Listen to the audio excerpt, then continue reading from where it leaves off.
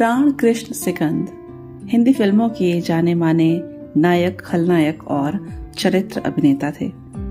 प्राण ऐसे अभिनेता थे जिनके चेहरे पर हमेशा मेकअप रहता था और भावनाओं का तूफान नजर आता था, जो अपने हर किरदार में जान डालते हुए यह एहसास करा जाते थे कि उनके बिना यह किरदार बेकार हो जाता।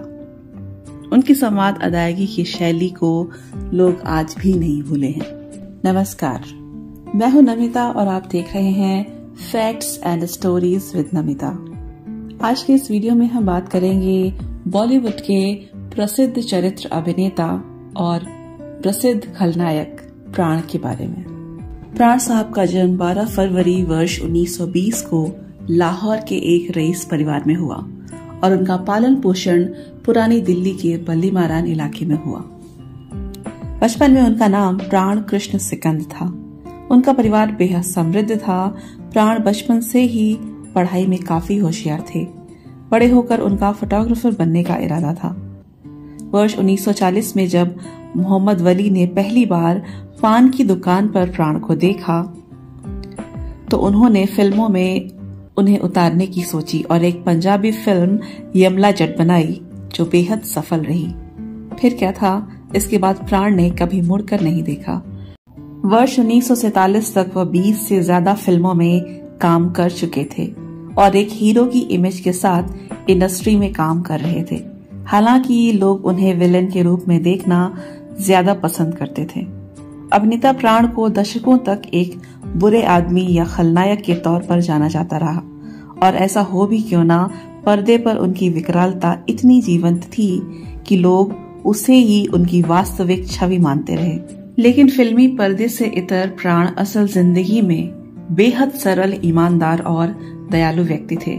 समाज सेवा और सबसे अच्छा व्यवहार करना उनका एक प्राथमिक गुण था। प्राण की शुरुआती फिल्में हो या बाद की फिल्में, उन्होंने अपने आप को कभी भी दोहराया नहीं। उन्होंने अपने हर किरदार के साथ पूरी ईमानदारी से न्याय किया। फिर चाहे भूमिका छोटी हो या बड़ी, उन्होंने समानता ही रखी।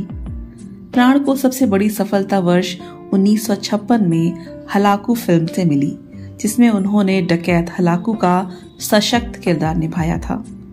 प्राण ने राज कपूर निर्मित निर्देशित जिस देश में गंगा बहती है में राका डाकू की भूमिका निभाई थी, जिसमें उन्होंने केवल अपनी आंखों से ही क्रूरता जाहिर कर दी थी। कभी ऐसा वक्त भी था जब हर फिल्म में प्राण नजर आते थे खलनायक के रूप में।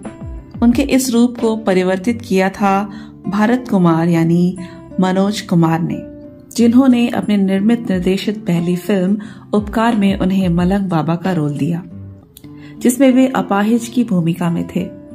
भूमिका छोटी जरूर थी लेकिन थी बहुत दमदार। इस फिल्म के लिए उन्हें पुरस्कृत भी किया गया। उन पर फिल्माया गया कस्मे वादे प्यार वफा सब बातें हैं बातों का क्या, आज भी लोगों के दिलो दिमाग में छाया हुआ है। भूले भटके जब कभी यह गीत बजता हुआ कानों को सुनाई देता है तो याद आते हैं प्राण। ऐसा ही कुछ अमिताभ बच्चन अभिनीत जंजीर में भी हुआ था। नायक के पठान दोस्त की भूमिका में उन्होंने अपने चेहरे के हाव भावों और संवाद अदायगी से जबरदस्त प्रभाव छोड़ा था। इस फिल्म का गीत यारी है ईमान मेरा यार मेरी जिंदगी सिर्फ और सिर्फ उनके नृत्य की वजह से याद किया जाता है। आइए बात करते हैं प्राण साहब की कुछ यादगार फिल्मों के बारे में। वर्ष 1942 में बनी खानदान में नायक बनकर आए और नायिका थी नूरजहां। वर्ष 1947 में भारत आजाद हुआ और विभाजित भी। प्राण लाहौर से मुंबई आ गए। यहाँ करीब 1 साल के संघर्ष के बाद उन्हें बॉम्बे टॉकीज की फिल्म जिद्दी मिली। अभिनय का सफर फिर चलने लगा। पत्थर के सनम, तुम सा नहीं देखा, बड़ी बहन, मुनीम जी, गंवार, गोपी, हमजोली, 10 नंबरी, अमर अकबर एंथनी, दोस्ताना, कर्ज, अंधा कानून, पाप की दुनिया, मृत्युदाता, करीब 350 से अधिक फिल्मों में प्राण साहब ने अपने अभिनय से अलग अलग रंग बिखेरे। इसके अतिरिक्त प्राण कई सामाजिक संगठनों से भी जुड़े रहे और उनकी अपनी एक football team Bombay dynamos football club भी रही। नायकों पर भारी प्राण की खलनायकी। हम बोलेगा तो बोलोगे कि बोलता है, यह संवाद प्राण ने ही अपनी एक फिल्म में कहा था, जो आज उनके अभिनय जीवन के सार पर भी सटीक बैठ रहा है। जीवंत अभिनय तथा बेहतरीन संवाद अदायगी के बलबूते दर्शकों के दिलों में खलनायक का भयावह रूप उकेरने वाले प्राण की अदाकारी को शब्दों में नहीं ढाला जा सकता। ऐसे में उन्हें लेकर जितने भी शब्द जाल बिने जाएं, वो कमतर ही होंगे। तभी उनका डायलॉग हम बोलेगा तो बोलोगे कि बोलता है का जिक्र है, जो दर्शाता है कि प्राण ने अपने संवादों को रुपहले पर्दे पर ही नहीं बल्कि जीवन में भी उतारा है। प्राण साहब को वर्ष 2012 में 60वां दादा साहब फाल्के पुरस्कार भी मिल चुका है। पहली बार यह पर्दे पर खलनायक की भूमिका अदा करने वाले एक अभिनेता को मिला। प्राण सिनेमा के पर्दे पर खलनायकी के पर्याय हैं। प्राण ने अपने करियर की शुरुआत पंजाबी फिल्म यमला जट से वर्ष 1940 में की। 1942 वाली हिंदी फिल्म खानदान से उनकी छवि रोमांटिक हीरो की बनी। लाहौर से मुंबई तक आने के बाद जिद्दी से उनके बॉलीवुड करियर की शुरुआत हुई। इसके बाद तो वह हिंदी फिल्मों के चहेते विलेन बन गए। प्राण ने हिंदी सिनेमा की कई पीढ़ियों के साथ अभिनय किया। दिलीप कुमार, देवानंद, राज कपूर के साथ 50 के दशक में, 60 और 70 के दशक में शम्मी कपूर, राजेंद्र कुमार और धर्मेंद्र के साथ उनकी कई यादगार फिल्में रहीं। वह जो रोल करते उसकी आत्मा में उतर जाते। लोग उन्हें विलन और साधु दोनों के रूप में सराहने लगे। पूजा के फूल और कश्मीर की कली जैसी फिल्मों से प्राण ने अपना नाता कॉमेडी से भी जोड़ लिया। 80 के दशक में राजेश खन्ना और अमिताभ बच्चन के साथ उनकी कई यादगार फिल्में आईं। उनकी खलनायकी के विविध रूप आजाद, मधुमती, देवदास, दिल दिया दर्द लिया, मुनीम जी और जब प्यार किसी से होता है में देखे जा सकते हैं। उनकी हिट फिल्मों की फेहरिस्त भी बड़ी लंबी है। अपने समय की लगभग सभी प्रमुख अभिनेत्रियों के साथ उनकी फिल्में आईं।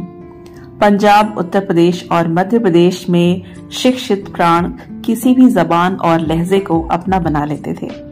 उनकी अदा और डायलॉग डिलीवरी रील रोल को रियल बना देती थी। उनका डायलॉग तुमने ठीक सुना है बरखुरदार, चोरों के ही उसूल होते हैं खूब चर्चित हुआ। सबसे बड़ी बात यह है कि 400 से अधिक फिल्में करने वाले प्राण ने खुद को कभी नहीं दोहराया। पत्थर के सनम हो या जिस देश में गंगा बहती है, मजबूर हो या हाफ टिकट या फिर धर्मा, प्राण ने हर फिल्म में अपनी मौजूदगी का एहसास कराया। प्रख्यात फिल्म समीक्षक अनिरुद्ध शर्मा कहते हैं, प्राण की शुरुआती फिल्में देखें या बाद की फिल्में, उनकी अदाकारी में दोहराव कहीं नजर नहीं आता। उनके मुंह से निकलने वाले संवाद दर्शक को गहरे तक प्रभावित करते हैं।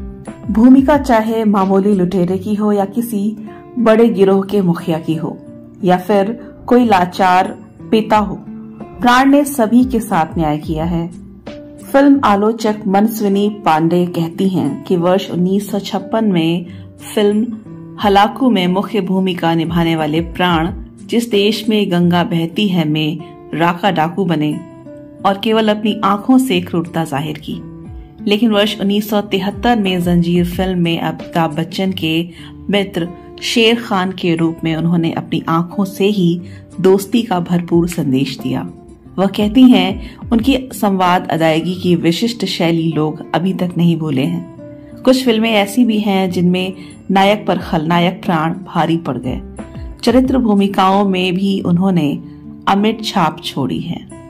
प्राण साहब को 3 बार फिल्म फेयर सहायक अभिनेता का पुरस्कार मिला और वर्ष 1997 में उन्हें film fair life time achievement award से भी नवाजा गया। आज भी लोग प्राण की अदाकारी को याद करते हैं।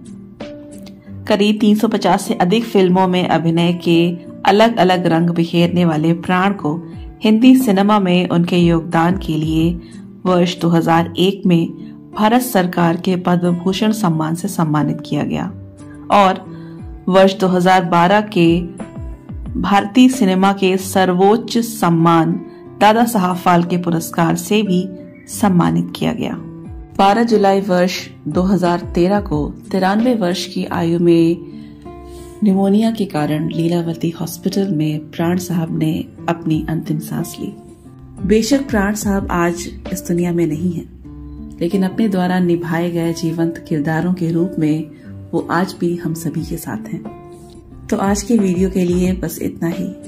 उम्मीद है आपको आज का ये वीडियो जरूर पसंद आया होगा। ऐसे ही और वीडियोस और ऐसे ही और जानकारियों के लिए सब्सक्राइब कीजिए facts and stories with Namita. मिलूंगी फिर से आपसे अगली बार कुछ नई बातों और कुछ नए वीडियोस के साथ। तब तक के लिए नमस्कार।